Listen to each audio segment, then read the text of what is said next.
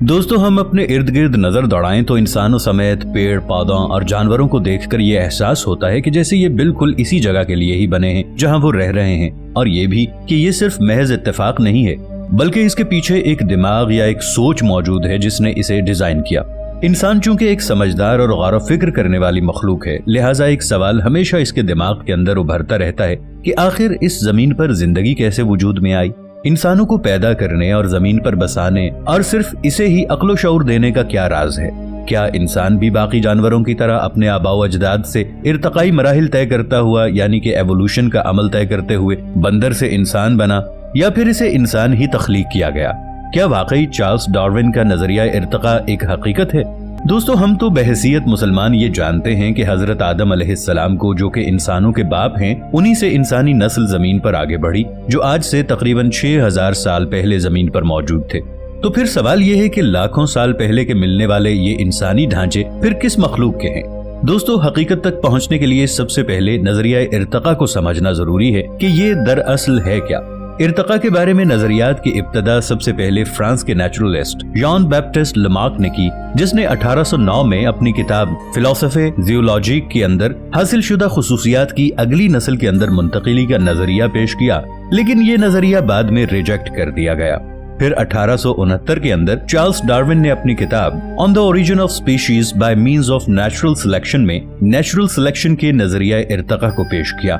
इस नजरिए के मुताबिक जमीन पर जिंदगी यानी हम इंसान और तमाम मखलूकात यानी कि जानवर, पौधे और तमाम माइक्रो ऑर्गेनिजम्स इत्तेफाक से वजूद में आ गए।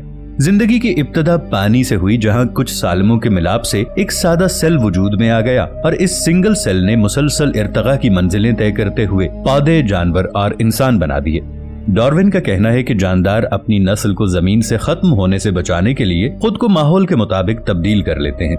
मिसाल के तौर पर कहा जाता है कि बाज पानी के जानवर करोड़ों साल पहले जमीनी जानवर थे, लेकिन किसी वजह से उनको अपनी जिंदगी एक लंबे अरसे तक जमीन के मुश्किल हालात में खुद को बचाने के लिए जब पानी में गुजारना पड़ी तो उनके पांव गायब हो गए और वो मछली की शक्ल इख्तियार कर गए।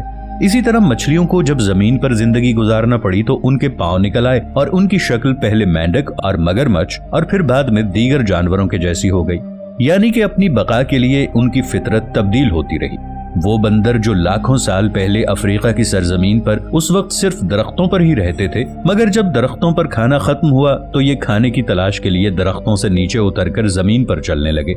आज भी स्कूल्स और कॉलेजेस में नजरिया इर्तका को सिर्फ एक नजरिए के तौर पर पढ़ाया जाता है, न कि कानून या लॉ के तौर पर, क्योंकि एक नजरिए को साइंसी कानून बनाने के लिए उसे तजर्बात से साबित करना पड़ता है। ये बात याद रखें कि डार्विन को उस वक्त बायोलॉजी और डीएनए का बिल्कुल भी नहीं पता था, इसलिए उसने ये तो बता दिया कि जिंदा अजसाम के अंदर वक्त के साथ बदलाव आता है, लेकिन ये नहीं बता सका कि ये बदलाव किस तरह से आते हैं। बायोलॉजी के अंदर सबसे अहम थ्योरी सेल थ्योरी के बुनियादी पॉइंट्स के अंदर ये बात शामिल है कि एक सेल पहले से मौजूद सेल से ही वजूद के अंदर आ सकता है, इसके अलावा नहीं, यानी किसी बेजान सेल से नहीं आ सकता। मगर फिर भी कुछ मुनकरीन खुदा, अहदीस और कुरान से नजरिया इर्तका को साबित करने की कोशिश करते हैं। कुरान करीम में जगह जगह हजरत आदम अलैहिस्सलाम की मिट्टी से तख्लीक, उनका जन्नत में ठहरना और फिर जमीन पर उतारे जाने का जिक्र मौजूद है। इसके अलावा कुरान पाक में हजरत ईसा अलैहिस्सलाम की बिना बाप के पैदाइश को हजरत आदम अलैहिस्सलाम की मिसाल बयान करके कहा गया है, जिन्हें बगैर माँ के पैदा किया गया, यानी कि ये तमाम कुरानी आयात ये साबित करती हैं कि इंसान को तख्लीक किया गया, ये किसी जानवर की इर्तकाई शक्ल नहीं है। तो फिर हकीकत दरअसल है क्या? इंसानों को नजरिया इर्तका की सूरत में कितना बड़ा धोखा दिया जा रहा है, इसका ज्यादातर लोगों को अंदाजा भी नहीं है कि खुदा के वजूद को ना मानने वाले किस तरह से इस दुनिया और कायनात और खुद इंसान के वजूद को बस सिर्फ एक कुदरती अमल साबित करने पर तुले हैं ताकि खुदा की जात पर उनका यकीन खत्म हो जाए। उन लोगों से मेरा सिर्फ एक मासूमाना सा सवाल है कि चलिए मान लेते हैं कि एवोल्यूशन एक हकीकत है और इंसान बंदरों से एवोल्यूशन के प्रोसेस तय करते हुए मौजूदा इंसानी शक्ल के अंदर आ गया, तो फिर अब तक हजारों साल से इंसान ही क्यों है? यानी कि किसी और मखलूक के अंदर क्यों नहीं बदल गया? क्योंकि हमारे पास तो इंसानों की हजारों साल की हिस्ट्री मौजूद है कि उस वक्त भी इंसान ही था। हाँ, अगर एवोल्यूशन को सिर्फ इंसानी जाहिरी खद्दो-खाल के अंदर बदलाव के तौर पर मान लिया जाए तो कोई हर्ज नहीं। मिसाल के तौर पर हम सभी लोग जानते हैं कि हजरत आदम अलैहिस्सलाम का कद तकरीबन 90 फीट था, जो कि वक्त के साथ साथ कम होता होता मौजूदा इंसानी हाइट के अंदर बदल गया। जिस तरह से हर मुल्क या खित्ते के रहने वाले लोग जिस माहौल के अंदर रहते हैं, उनकी आंखें, बाल और जिल्द का रंग इसी तरह से बदलने लगा, जो कि ज़ाहिरी खद्दोखाल है। मगर अंदरूनी तौर पर उनके डीएनए में कोई बदलाव नहीं हुआ, यानी कि यहाँ पर नजरिया इर्तिका कोई हकीकत नहीं है। दोस्तों, इंसानों की कई कदीम नस्लें मौजूद थीं जो अभी भी दरियाफ्त होना बाकी हैं। मसलन जिनके कद ऊंचे थे या जिनके खद्दोखाल हमसे मुख्तलिफ थे। मिसाल के तौर पर कौम आद का जिक्र कुरान मजीद में मौजूद है, जो कि बहुत बड़े कद के और बड़ी जसामत के हामिल थे। उनके कद खजूर के दरख्त की तरह लंबे थे और ये बहुत ही सेहतमंद और भारी जिस्म के मालिक थे। इनके फॉसिल्स भी मिल चुके हैं। तो क्या उन्हें भी इंसानों की इर्तिकाई नस्ल मान लिया जाए, क्योंकि हजारों साल पहले भी अपने बड़े कद और जसामत के बावजूद वो हमारे जैसे इंसान ही थे। बनी नौए इंसान के जमीन पर आने के बाद से उनके अंदर माहौल की मुनासबत से रंग, नस्ल, कद और खद्दोखाल के अंदर तब्दीली आती रहती है और मजीद क़यामत तक आती रहेगी। एक मशहूर गैर मुस्लिम साइंटिस्ट डॉक्टर एलिस, जो कि एक साइंसदान, मुहक्किक, मुसन्निफ और अमेरिका के मशहूर आर्कियोलॉजिस्ट हैं, उन्होंने अपनी किताब में ये तहलका खेज दावा किया है कि इंसान इस सैयारे जमीन का असल रिहायशी नहीं, बल्कि इसे किसी दूसरे सैयारे पर तख्लीक किया गया और किसी वजह से इसके असल सैयारे से इसे इसके मौजूदा रिहायशी सैयारे जमीन पर फेंक दिया गया। यानी कि इंसान जमीन का एलियन है और इसे सजा के तौर पर इस दुनिया में भेजा गया है, क्योंकि जब इसे जमीन पर उतारा गया तो जमीन पर हर तरफ पानी था और इसके दरमियान में खुश्की का एक हिस्सा मौजूद था, जैसे किसी मुल्जिम को सजा के तौर पर किसी जगह भेज दिया जाए। इस किताब में ऐसे तहलका खेज इंकिशाफात हैं जो कि नजरिया इर्तिका को कहीं का नहीं छोड़ेंगे। हम इंसान बंदरों की औलाद हैं, ये चार्ल्स डार्विन की एक मशहूर थ्योरी है। साइंटिस्ट डार्विन की इस थ्योरी को रिजेक्ट कर चुके हैं, क्योंकि उनका कहना है कि अगर इंसान बंदरों से बने हैं तो आज के बंदर बंदर ही क्यों हैं, वो इंसान क्यों नहीं बन रहे, और आज तक हमें कोई ऐसा बंदर क्यों नहीं मिला जो आधा बंदर हो और आधा इंसान। डार्विन की थ्योरी के अकॉर्डिंग हम इंसान लाखों साल पहले बंदर से इंसान बन चुके हैं, मगर आज लाखों साल गुजरने पर भी हम इंसान ही क्यों हैं, किसी और मखलूक में क्यों नहीं बदल रहे। अगर एवोल्यूशन आज भी हो रही है तो हमारी धरती पे मौजूद हर एक जानदार एक सिंगल सेल ऑर्गेनिज्म से बना है, ये बात तो प्रूव हो चुकी है। बट हम इंसान भी इस सिंगल सेल ऑर्गेनिज्म से बने हैं, ये बात अभी प्रूव नहीं हुई और आज भी साइंटिस्ट इस बात की खोज में लगे हुए हैं कि आखिर इंसान इस जमीन पर आया तो आया कहां से। साइंटिस्ट इस बात पर रिसर्च कर ही रहे थे कि फिर अचानक एक गैर मुस्लिम माहिर माहौलियात डॉक्टर एलिस सिल्वर ने एक किताब लिखी और इसमें इंसानों की जमीन पर मौजूदगी के मुतालिक ऐसे तहलका खेज इंकिशाफात किए जिसने इंसानों के इर्तिका के नजरिए को न सिर्फ झूठा साबित कर दिखाया, बल्कि कुरान करीम के कौल को लफ्ज ब लफ्ज सच साबित कर दिखाया। दोस्तों, याद रहे, डॉक्टर एलिस सिल्वर एक गैर मुस्लिम मुसन्निफ और इकोलॉजिस्ट है जिसने अपनी किताब humans are not from the earth में ये इंकिशाफ किए और इस हकीकत को तस्लीम किया कि असल में ये प्लैनेट जमीन हमारा घर है ही नहीं, हम इस प्लैनेट पर एलियंस हैं। हमें किसी और प्लैनेट पर तख्लीक किया गया और किसी नामालूम वजह की बिना पर हमें सजा के तौर पर इस प्लैनेट पर भेजा गया। दोस्तों, ये सब मैं आपको इस वीडियो के पार्ट 2 में पहले भी बता चुका हूँ। हैरानी की बात तो यह है कि इस बुक को पब्लिश हुए पूरे 7 साल गुजर चुके हैं और इस बुक के 2 एडिशंस भी आ चुके हैं। फिर आज तक इस बुक में लिखी गई किसी भी बात को कोई भी साइंटिस्ट गलत साबित नहीं कर पाया और न ही इस बुक को चैलेंज कर पाया है। डॉक्टर एलिस सिल्वर का कहना है कि इंसान जिस दुनिया का रहने वाला था उसी दुनिया में उसे बनाया भी गया था, वहाँ वो आराम और सुकून की जिंदगी गुजारता था। इसे हर तरह की सहूलियात और आसाइशें दस्तयाब थीं। इसकी नाजुक मिजाजी और आराम परस्त तबीयत से ये मालूम होता है कि इसे खाने के लिए भी ज्यादा मेहनत नहीं करना पड़ती थी, बल्कि ये जहाँ चाहता वहाँ उसे खाना खुद ब खुद मिल जाता था। जहाँ ये रहता था वहाँ न सर्दी थी और न गर्मी, बल्कि हर वक्त बहार के जैसा मौसम रहता था। वहाँ सूरज जैसे सितारे की गर्म और खतरनाक शुआएं भी उसे नुकसान पहुंचाने के लिए मौजूद नहीं थी। लेकिन फिर अचानक इस मखलूक से कोई गलती हुई जिसकी सजा में इसे इस ऐश परस्त जिंदगी से निकालकर सजा के तौर पर हमारी इस मौजूदा जमीन पर भेज दिया गया। क्योंकि मुमकिन है कि जमीन उस वक्त एक जेल की मानिंद थी जहाँ मुजरिमों को सजा के तौर पर भेजा जाता हो, एक ऐसी जगह जहाँ कुछ खुश्की मौजूद हो और वो हर तरफ पानी से घिरा हुआ हो। ये इस मखलूक के लिए तो एक जेल ही थी। डॉक्टर एलिस सिल्वर का मजीद कहना है कि यूं मालूम होता है कि इंसान को इस शहर से निकालने वाली हस्ती बहुत ज्यादा ताकतवर थी। वो न सिर्फ इस मखलूक को पैदा करने की ताकत रखती थी, बल्कि इसे सजा के तौर पर कहीं भी भेजने पर कादिर थी। डॉक्टर एलिस सिल्वर ने अपने जाती मुशाहिदात और इनके नताइज हासिल करने के बाद ये राय कायम की है। उनकी किताब के अंदर अपने दावे से मुतालिक दलाइल का एक बहुत बड़ा अंबार मौजूद है जिससे इनकार करना किसी भी साहिब अक्ल शख्स के लिए मुमकिन नहीं है। इन दलाइल में से चंद अहम तरीन ये हैं। नंबर 1, दोस्तों, हम जानते हैं कि जमीन पर ग्रेविटी या कशिश सिक्ल की फोर्स मौजूद है, जिसकी वजह से हम इंसानों को चलने फिरने, वजन उठाने और मेहनत करने में थकावट होती है। लेकिन जहाँ से इंसान आया है वहाँ ऐसा कुछ नहीं था। वहाँ की ग्रेविटी जमीन से बहुत कम थी या शायद थी ही नहीं। लिहाजा वहाँ वो बिना थकावट और कमर दर्द की शिकायत के हर काम आसानी से कर सकता था। इसके साथ साथ इसकी जसामत भी बहुत लंबी थी। लेकिन जब वो जमीन पर आया तो वक्त गुजरने के साथ साथ ग्रेविटी की वजह से इसकी हाइट भी कम होना शुरू हो गई। नंबर 2, सिर्फ इंसान ही को सजा के तौर पर इस दुनिया के अंदर भेजा गया है। इसका सबूत यह है कि इंसान ज्यादा देर तक धूप जैसी नेमत में भी नहीं बैठ सकता और कुछ ही देर बाद इसे चक्कर आने लगते हैं या वो हीट स्ट्रोक का शिकार हो जाता है। लेकिन जमीन पर मौजूद जानवरों के लिए ऐसा बिल्कुल भी नहीं है, क्योंकि जानवर ना तो धूप से इंसानों की तरह मुतासिर होते हैं और ना ही इनकी तरह बीमारियों का शिकार होते हैं। नंबर 3, इंसान अपने तमाम करीबी रिश्तेदारों, घर वालों और दुनिया भर की नेमतों और आसाइशों के बावजूद भी अक्सर बिला वजह ऐसे ही उदासी महसूस करता है जैसे एक परदेश में रहने वाला शख्स हो। यानी ये ऐसा महसूस करता है कि ये दुनिया इसका असली घर है ही नहीं, जो कि हकीकत है, क्योंकि इंसान का असली घर सिर्फ और सिर्फ आखिरत में ही है, यानी मरने के बाद। नंबर 4, जमीन पर मौजूद तमाम जानवरों को अपनी खुराक हासिल करने के लिए और फिर इसे खाने के लिए इतनी मेहनत नहीं करना पड़ती जितनी कि इंसान को। इंसान पहले खुराक हासिल करने के लिए मेहनत करता है और फिर इसे खाने के लिए इसे खूब पकाकर इसे तैयार करता है ताकि इसका मैदा और इसका जिस्म इस खाने को कबूल करे, जो कि जाहिर करता है कि इंसान इस जमीन का रहने वाला नहीं है, क्योंकि जहाँ ये रहता था वहाँ इसे ये तमाम सहूलियात मुफ्त में दस्तयाब थी। जबकि दूसरी तरफ अगर हम जानवरों को देखें तो वो शिकार करने के बाद इसे डायरेक्टली खा जाते हैं। और मजीद ये कि इंसान सिर्फ अकेला ही 2 पांव पर चलने वाली समझदार मखलूक है, जो कि इसके एलियन होने का सबूत है। नंबर 5, इंसान को सोने के लिए बहुत ही नर्म जगह की जरूरत होती है, क्योंकि जहाँ ये रहा करता था वहाँ ये नर्म बिस्तर पर सोने का आदी था। लेकिन जानवरों को तो जो भी और जैसी भी जगह दस्तयाब हो वो वहीं सो जाते हैं, लेकिन इंसानों के लिए ऐसा करना बहुत मुश्किल है। वो हर वक्त नर्म बिस्तर की तलाश में ही रहते हैं। नंबर 6, क्या आपने कभी नोटिस किया कि इंसान इस दुनिया पर वाहिद ऐसी मखलूक है जिसकी इस दुनिया पर मौजूद जानवरों की तरह मुख्तलिफ किस्में नहीं हैं, जो ये साबित करता है कि ये किसी जानवर की इर्तकाई शक्ल नहीं है, बल्कि इसे जमीन पर कोई और मखलूक लाकर फेंक गई है। नंबर 7, इंसान में जितने दायमी और जानलेवा मर्ज पाए जाते हैं, यानी जितनी जानलेवा बीमारियां इंसानों के अंदर हैं, वो किसी और मखलूक में मौजूद नहीं है।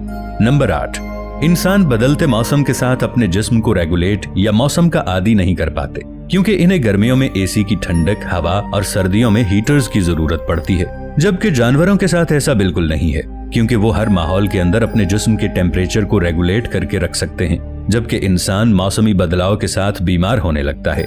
यानी कि इंसान का डीएनए और जीन्स जमीन पर पाए जाने वाले तमाम जानदारों से मुख्तलिफ है। नंबर 9, इस सैयारे पर मौजूद तमाम मखलूकात सिवाय इंसान के 3rd क्लास जिंदगी गुजारने की आदी हैं और अक्ल से भी महरूम हैं। ये तमाम मखलूकात खूंखार हैं। लिहाजा वो इंसान जो अपनी असली जिंदगी के अंदर इंतहाई अमन पसंद और मासूम था, इन जानवरों को देखकर उन्हीं के जैसी आदत का मालिक हो गया है, क्योंकि जहाँ ये रहता था वहाँ ये बहुत ज्यादा मासूम था, जबकि जमीन पर मौजूद मखलूकात बहुत खूंखार थीं। डॉक्टर एलिस का मजीद कहना है कि इंसान के अक्ल शऊर और तरक्की से ये अंदाजा होता है कि इसे जमीन पर आए कुछ हजार साल ही गुजरे हैं। ये अभी भी जमीन को अपने असली मकाम की तरह आरामदेह बनाने के लिए हजारों कोशिशें कर रहा है, कभी मोबाइल फोन, कभी गाड़ियों की सूरत में और कभी महल नुमा घर वगैरह की सूरत में। अगर इंसान कई मिलियन साल पहले जमीन पर आ गया था, जैसा कि साइंस बयान करती है, तो इंसानी दिमाग को आज की जदीद टेक्नोलॉजी के जितना एडवांस होने में इतना ज्यादा वक्त न लगता और हम लाखों साल पहले ये सब जदीद इजादात कर चुके होते जो हम इंसानों ने आज की हैं। ये तमाम हकायक हमारे बाप हजरत आदम अलैहिस्सलाम और अम्मा हव्वा के जन्नत से निकाले जाने के वाक़े की तस्दीक करते हैं। डॉक्टर एलिस की बयान करदा तमाम बातें इस बात की गवाही देती हैं कि आज इंसानों की सोच की समत आखिरकार दुरुस्त हो रही है और आज वो हर एक ऐसी बात की तस्दीक कर रही है जो हमारे प्यारे आका हजरत मोहम्मद मुस्तफ़ा सल्लल्लाहु ताला अलैहि वसल्लम ने और कुरान करीम में अल्लाह ताला ने बार बार बयान फरमाया, यानी कि ये दुनिया आजमाइश की जगह है जहां इंसानों को एक मखसूस वक्त के लिए आना है और फिर अपने असली ठिकाने की तरफ लौट कर जाना है, जहां उसे अपने आमाल के मुताबिक जजा और सजा का फैसला मिलेगा और इंसान हमेशा वहीं रहेगा जहां से वो आया था। दोस्तों, इंसान ने तकरीबन हर चीज को नापने के लिए स्केल्स यानी पैमाने डेवलप किए, जैसे लीटर्स, किलोमीटर्स या किलोग्राम वगैरह। 1964 में एक रशियन एस्ट्रोफिजिस्ट निकोलाई कार्डाशॉव ने एक स्केल डेवलप किया जिससे इस चीज का अंदाजा लगाया जा सकता है कि कोई सिविलाइजेशन टेक्नोलॉजी और एनर्जी की कंजप्शन के हिसाब से तरक्की की किस स्टेज पर है।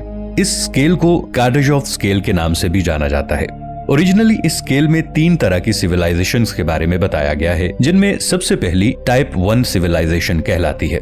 टाइप 1 सिविलाइजेशन को प्लैनेटरी सिविलाइजेशन भी कहा जाता है। इस सिविलाइजेशन के पास एक ऐसी काबिलियत होगी कि वो अपने सैयारे की तमाम चीजों को कंट्रोल करके इनसे एनर्जी जनरेट करेगी। मिसाल के तौर पर जलजले, तूफान, आतिशफशां और मौसम वगैरह जैसी तमाम चीजों को अपने काबू में रख के अपने फायदे के लिए इस्तेमाल कर सकेगी। टाइप 1 सिविलाइजेशन के पास ये काबिलियत भी होगी कि वो अपने प्लैनेट पर आने वाली सूरज की 100% एनर्जी को अपने इस्तेमाल में ला सकेगी। यानी आसान अल्फाज में टाइप 1 सिविलाइजेशन पूरे प्लैनेट को अपने हिसाब से कंट्रोल करेगी।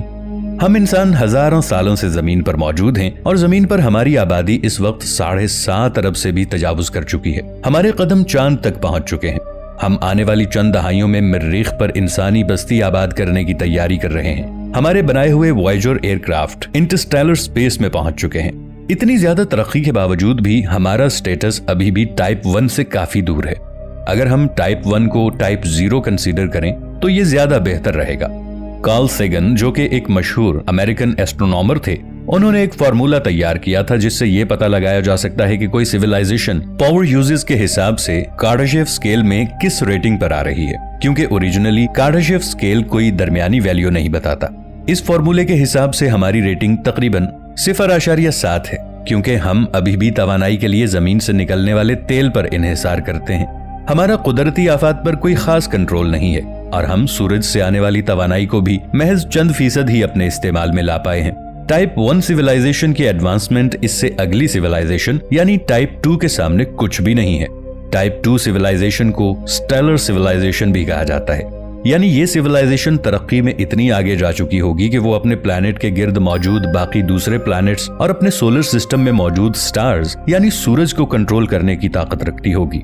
टाइप 2 सिविलाइजेशन इतनी एडवांस्ड होगी कि वो अपनी सूरज की तमाम एनर्जी को अपने फायदे के लिए इस्तेमाल करेगी और ये काम वो थ्योरेटिकल डायसन स्ट्रक्चर्स के जरिए अचीव करेंगे।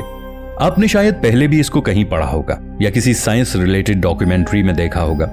बेसिकली डायसन स्ट्रक्चर्स का कॉन्सेप्ट एक अमेरिकन फिजिसिस्ट फ्रीमैन डायसन ने दिया था। ये मॉन्स्टर स्ट्रक्चर सैटेलाइट्स के एक नेटवर्क या किसी जाइगेंटिक स्ट्रक्चर यानी बहुत बड़े स्ट्रक्चर के जरिए पूरे स्टार को कवर करके इससे रिलीज होने वाली एनर्जी को अपने पास स्टोर कर लेता है और फिर इस एनर्जी को यूजेबल एनर्जी में कन्वर्ट कर देता है। हमारी जमीन से तकरीबन 1470 लाइट ईयर के फासले पर एक स्टार ऑब्जर्व किया गया है और इसकी रोशनी में गैर मामूली उतार चढ़ाव नोट किया गया है, जिसकी वजह से ये भी कहा जाने लगा है कि शायद इसकी मुमकिना वजह कोई डायसन स्ट्रक्चर हो सकता है। लेकिन फिलहाल सेटी इंस्टीट्यूट ने इस बात को नजरअंदाज करते हुए ये कहा है कि उन्हें डायसन स्फीयर की मौजूदगी का कोई एविडेंस नहीं मिला। So back to the topic. दोस्तों, सोलर सिस्टम टाइप 2 सिविलाइजेशन के लिए एक प्लेग्राउंड की तरह होगा, यानी पूरे सोलर सिस्टम में उनकी कॉलोनीज होंगी। ये एस्ट्रॉइड माइनिंग करेंगे, प्लैनेट्स के ऑर्बिट्स चेंज करने की टेक्नोलॉजी रखते होंगे और ये सोलर सिस्टम में मौजूद तकरीबन हर चीज को अपने इस्तेमाल में लाएंगे।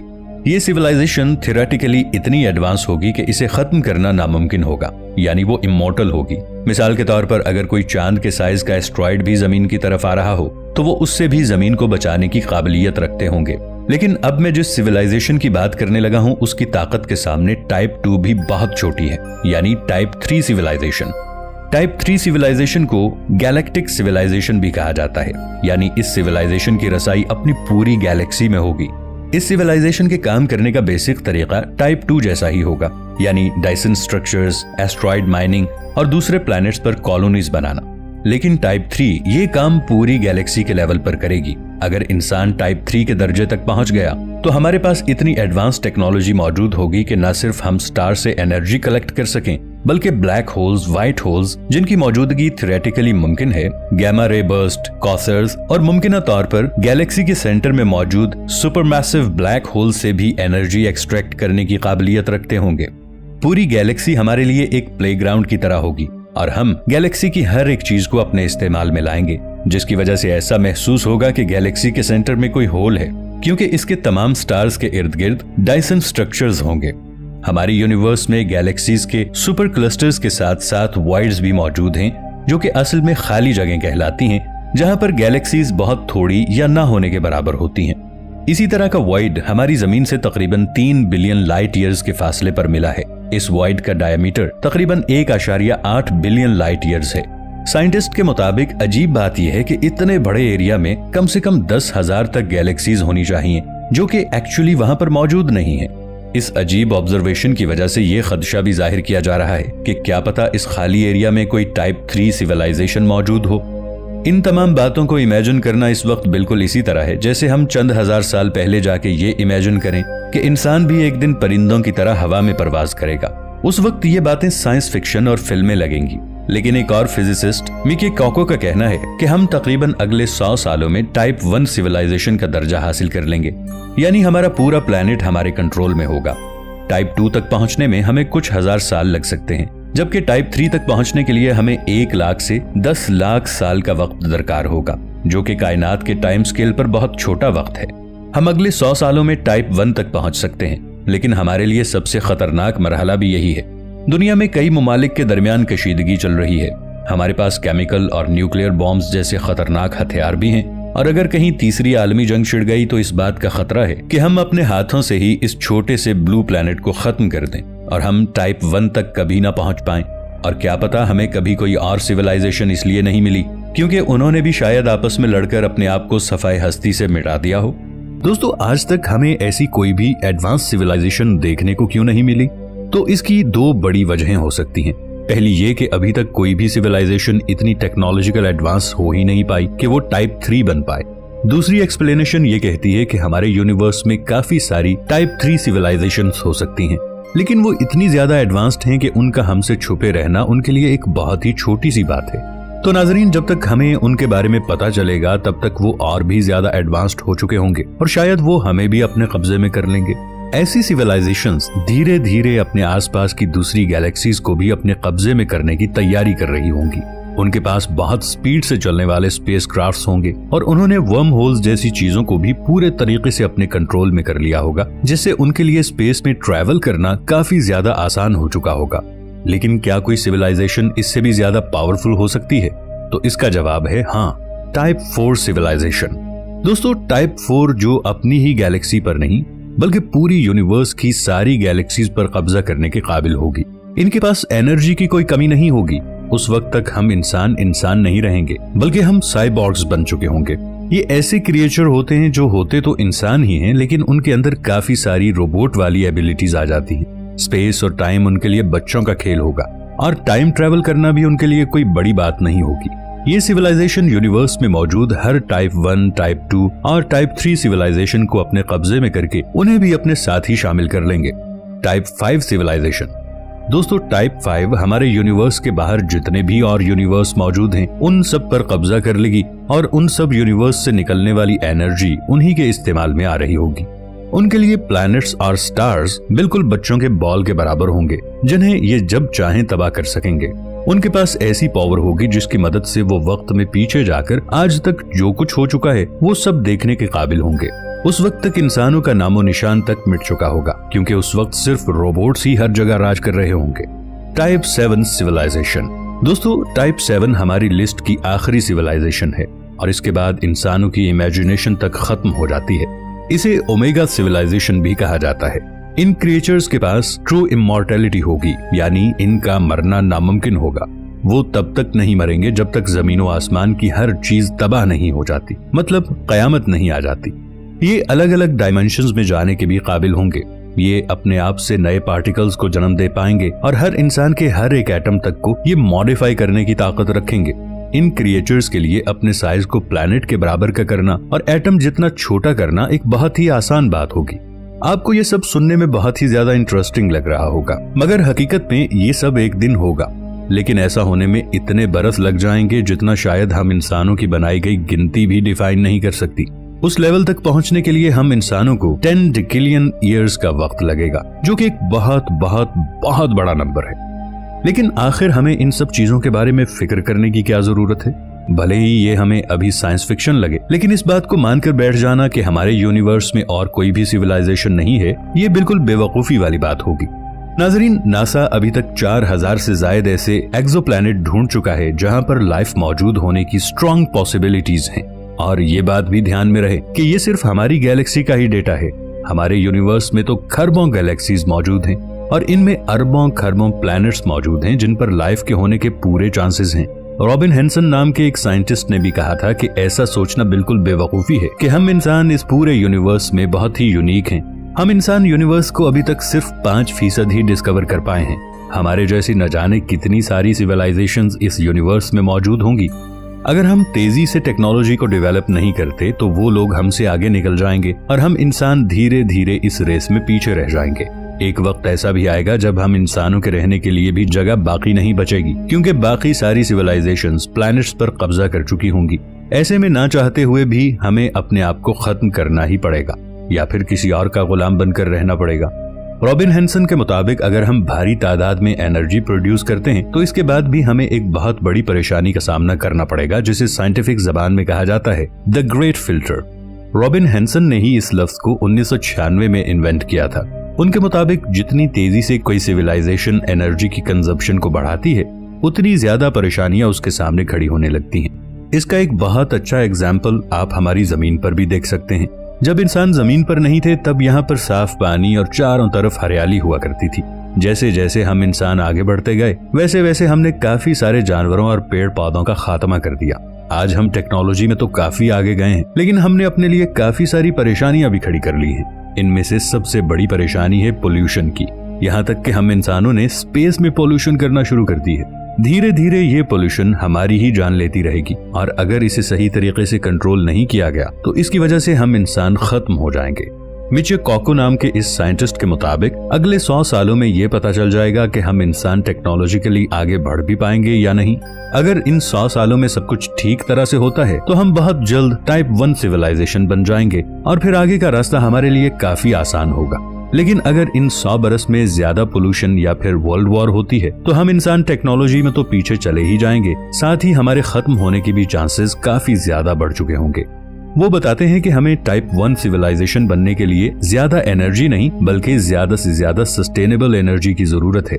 सस्टेनेबल एनर्जी यानी एनर्जी को इस तरह से इस्तेमाल करना कि इसका माहौल पर कोई भी बुरा असर ना हो। इसके अलावा हमें सिर्फ एनर्जी पर ही नहीं बल्कि ह्यूमन राइट्स पर भी फोकस करना होगा। अगर हर इंसान के पास अपना काम करने के पूरे राइट्स होंगे तो हमें हमेशा ही कुछ न कुछ नई इन्वेंशंस देखने को मिलती रहेंगी। आज के वक्त में सोशल मीडिया और मॉडर्न एडिक्शंस की वजह से इंसानों की तरक्की की ग्रोथ काफी ज्यादा रुक चुकी है। पहले के वक्त में हमें इतने सारे साइंटिस्ट और इन्वेंटर्स देखने को मिलते थे, लेकिन आज हमें ऐसा कहीं भी देखने को नहीं मिलता, क्योंकि ये जनरेशन ही पूरे तरीके से डाइवर्टेड है। जब तक हम इसे सही नहीं करेंगे तब तक हम आगे नहीं बढ़ पाएंगे। दोस्तों, अगर आप इस वीडियो का पार्ट 6 देखना चाहते हैं तो जल्दी से कमेंट सेक्शन में पार्ट 6 लिख दीजिए। वीडियो अच्छी लगने की सूरत में इसे लाइक करें, कमेंट्स करें और अपने दोस्तों से शेयर करें। और जिन्होंने अभी तक हमारे चैनल इफ टीवी को सब्सक्राइब नहीं किया वो जल्दी से इसे सब्सक्राइब करके बेल आइकॉन को क्लिक कर दें, ताकि आपको हमारी हर नई आने वाली वीडियो की नोटिफिकेशन मिल सके। मिलते हैं एक नई इन्फॉर्मेटिव वीडियो के साथ। तब तक के लिए इफ टीवी की टीम के साथ ताहिर उबैद चौधरी को दीजिए इजाजत। अल्लाह निगहबान।